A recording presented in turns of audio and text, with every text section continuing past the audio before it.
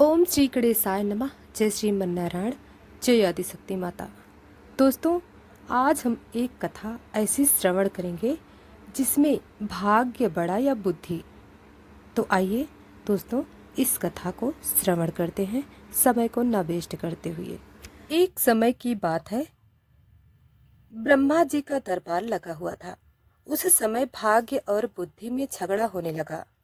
भाग्य ने बुद्धि से कहा, मैं सबसे बड़ा हूँ, मैं जो कर सकता हूँ वह काम तुम नहीं कर सकती। बुद्धि ने भाग्य से कहा, मैं जो कर सकती हूँ वह कोई नहीं कर सकता।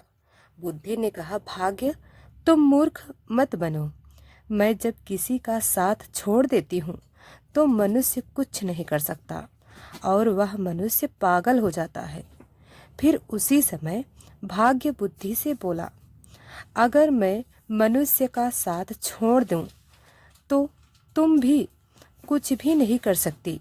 बुद्धि ने फिर भाग्य से कहा, मेरी शक्ति अधिक है, मैं जिसे चाहे सुखी कर दूं और मेरे बिना कोई बड़ा नहीं हो सकता। भाग्य ने बुद्धि से कहा, मेरी शक्ति अधिक है, मैं तुम्हारे बिना भी काम कर सकता हूँ, लेकिन तुम मेरे बिना काम नहीं कर सकती। इस तरह दरबार में दोनों ने अपनी अपनी तरफ की दलीलें देना जोर शोर से शुरू कर दिया।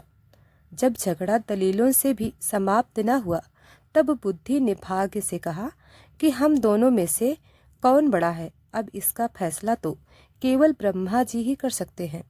इस प्रकार दोनों का तर्क सुनने के बाद ब्रह्मा जी के मन में यह विचार आया कि यह फैसला तो बड़ा ही कठिन है। तब ब्रह्मा जी ने भाग्य और बुद्धि दोनों से कहा कि आप दोनों अपनी अपनी क्षमता का परीक्षण करके मुझे बताओ कौन बड़ा है। इसका पता तभी चलेगा और इसके बाद ही मैं फैसला करूंगा कि आप दोनों में से सर्वश्रेष्ठ व सबसे बड़ा कौन है। भाग्य ने ब्रह्मा जी से कहा, प्रभु जैसी आपकी इच्छा, आप सबसे पहले मुझे आदेश दीजिए, लेकिन बुद्धि मुझसे बड़ी नहीं हो सकती। तब ब्रह्मा जी ने भाग्य से कहा कि यह एक चरवाहा है, अब आप इसका भाग्य बदल कर दिखाओ। तब बुद्धि भी भाग्य से कहने लगी, अब तुम इस चरवाहे को एक राजा बनाकर दिखाओ, मैं इस चरवाहे को का साथ छोड़ रही हूँ। तब भाग्य उस चरवाहे को राजा बनाने की सोचने लगा। भाग्य चरवाहे के पास गया और उस चरवाहे के पास भाग्य ने देखा कि इस चरवाहे के पास तो केवल 3 ही बकरियां हैं और एक टूटी सी झोपड़ी है, और चरवाहा सारे दिन उन बकरियों को चराने में लगा रहता है। भाग्य ने देखा कि चरवाहे के पैरों में चल जूते भी नहीं हैं। अब भाग्य ने पासा पलटा और भाग्य ने सोने के जूते लेकर उस स्थान पर रख दिए जिस स्थान से होकर चरवाहा रोज निकलता था। जब उस चरवाहे ने देखा कि उसके मार्ग में सोने के जूते पड़े हैं, वह चरवाहा समझ ही नहीं सका कि यह जूते सोने के हैं। उस चरवाहे ने वे जूते अपने पैरों में पहन लिए और सोचा, चलो अब यह जूते पहनने के काम आएंगे। वह चरवाहा रोज उन जूतों को पहनकर जंगल में जाता, बकरियां चराता और लकड़ियां काट कर लाता, लेकिन उसके जीवन में कोई बदलाव नहीं हुआ। उसकी बुद्धि भी उसका साथ छोड़कर चली गई थी। भाग्य ने उस चरवाहे को खूब साथ दिया, लेकिन उसके जीवन में कोई भी बदलाव नहीं हो रहा। भाग्य सोचने लगा कि मैंने इस चरवाहे को राजा बनाने का वादा किया था, लेकिन इस चरवाहे में तो कोई भी बदलाव नहीं आया, यह चरवाहा तो पागलों की तरह रहता है। तब बुद्धि ने भाग्य से कहा, देख लिया तुमने, मैं इस चरवाहे का साथ नहीं दे रही हूँ तो यह चरवाहा कुछ भी नहीं कर पा रहा है। फिर कुछ दिन और बीते। एक देश का राजा जिसका नाम तेज प्रताप था। राजा तेज प्रताप का एक सौदागर था जो रोजाना अपने ऊँटों पर पीतल लाद कर उसे बेचने जाता था। वह सौदागर रोजाना उस मार्ग से निकलता था जिस मार्ग से रोजाना चरवाहा जंगल के लिए जाता था। एक दिन सौदागर ने रास्ते में देखा कि एक चरवाहा है जिसके पैरों में सोने के जूते हैं, लेकिन वह उनकी कदर नहीं कर रहा है। सौदागर ने सोचा कि शायद यह चरवाहा इन सोने के जूतों के बारे में कुछ नहीं जानता। तब उस सौदागर ने चरवाहे के पास जाकर उससे पूछा, भाई, यह जूते तुम्हें कहाँ से मिले हैं? चरवाहे ने सौदागर से कहा कि यह जूते मुझे जंगल के रास्ते में पड़े हुए मिले थे। उस सौदागर ने कहा कि यह जूते आप मुझे बेच दो। चरवाहे ने सौदागर से कहा, हाँ, मैं इन जूतों को बेच दूंगा, क्योंकि इनको मैं बहुत दिनों से पहन रहा हूँ, पर यह जूते फटते नहीं। सौदागर ने कहा, तो बताओ, इसके बदले तुम क्या लोगे? चरवाहे ने कहा, इनके बदले तुम मुझे 1 किलो आटा दे दो, जिससे कुछ दिन तक मेरा और मेरी माँ की रोटी का काम चलेगा। सौदागर ने कहा, मजूर है, और 1 किलो आटे के बदले सागर ने उस चरवाहे से सोने के जूते खरीद लिए।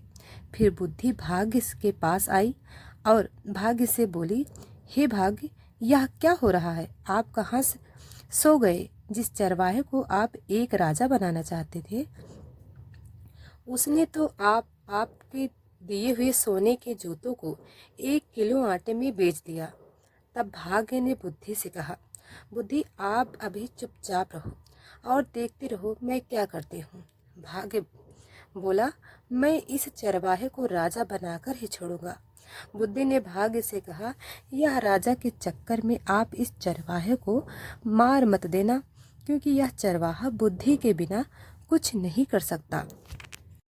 भाग्य ने फिर से पासा पलटा और इस बार हीरे से जड़े सोने के जूते फिर दोबारा ले जाकर उसी स्थान पर रख दिए जहां से वह चरवाहा जाता था। फिर उसी रास्ते में चरवाहा फिर से निकला तो उसने देखा कि यह जूते तो पहले से भी और भी ज़्यादा अच्छे हैं। उसने सोचा, चलो इनको भी पहन लेता हूँ। उस चरवाहा उन जूतों को भी पहन लिया और फिर जंगल में अपनी बकरियों को चराने के लिए चला गया। एक दिन उसी रास्ते में से होते हुए फिर से वही सौदागर अपना माल बेचने जा रहा था। उस सौदागर ने फिर से उसी चरवाहे के पैर में पहले से भी अति सुंदर स्वर्ण हीरे से जड़ित सोने के जूते देखे और चरवाहे के पास जाकर उससे कहा, भाई, क्या यह जूते भी तुम मुझे बेच दोगे? चरवाहे ने कहा, हाँ, मैं इन्हें भी बेच दूंगा, लेकिन इस बार बदले में आपको मुझे 1 बोरी भुने हुए चने देने पड़ेंगे।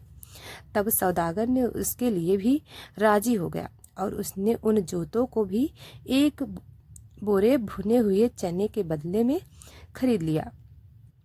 अब सौदागर के मन में विचार आया कि अगर इन जूतों को वह राजा को दे दे तो उसे काफ़ी धन मिलेगा। सौदागर ने ऐसा ही किया और जूतों को लेकर राजा के पास चला गया। राजा जूते देखकर काफ़ी खुश हुए और उन जूतों को राजा ने सौदागर को 100 स्वर्ण मुद्राएं देकर उससे ले लिए। सौदागर से राजा ने कहा, आप यह जूते कहाँ से ले आते हैं? तब सौदागर ने राजा से झूठ बोला और कहा, महाराज, मैं जहाँ अपना माल बेचने जाता हूँ वहाँ के राजा ने मुझे खुश होकर यह जूते दिए हैं। तब राजा ने सौदागर से कहा, अगर उन राजा को कोई बेटा हो तो बताना, वह अपनी बेटी की शादी उनके यहाँ कर देंगे। अब की बार आप जब भी उन राजा के यहाँ जाओ तो यह प्रस्ताव लेकर जाना। अब तो सौदागर फंस गया और खुद से ही कहने लगा, मैं तो बड़ी मुसीबत में पड़ गया हूँ, अब क्या करूँ? सौदागर सोचने लगा कि उस चरवाहे के पास ही जाता हूँ। तब सौदागर उस चरवाहे की झोपड़ी में गया और उसने देखा कि चरवाहा अपनी बकरियों के साथ वहीं झोपड़ी में बैठा था। सौदागर ने अपने पीतल के बर्तनों का बोरा उतारा और वहीं बैठकर चरवाहे से बात करने लगा। वह चरवाहा जब उसके बर्तनों के बोरे पर आकर बैठा तो वे सभी बर्तन सोने के हो गए, क्योंकि भाग्य उस चरवाहा का साथ दे रहा था।